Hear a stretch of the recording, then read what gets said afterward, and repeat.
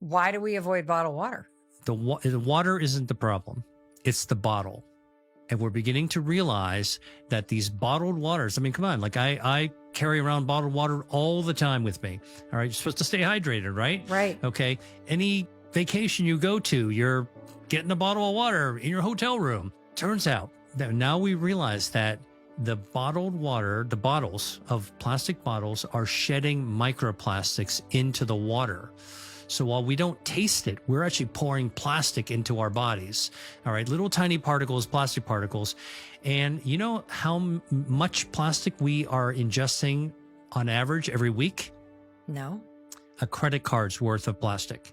Really? Every week we're ingesting it. Now, listen, we've known this for some years, but and I used to be asked this all the time, you know, what's the consequence of the plastic? And I used to, I mean, just only a few years ago say, we don't really know. It seems like it's probably okay. Our body must get rid of it somehow.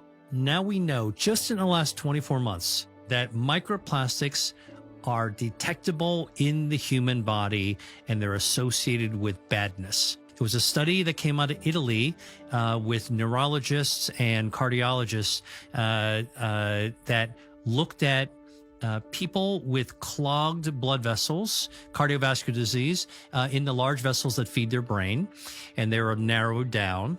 And what they found is that when they took out the clog, right? So it's kind of like calling a plumber in to clean the drain. When they cleaned the drain and removed the plaque, the clogging of the blood vessels, they found that they could detect plastic embedded in the narrowing of blood vessels that would be feeding the brain. More importantly, they found a correlation.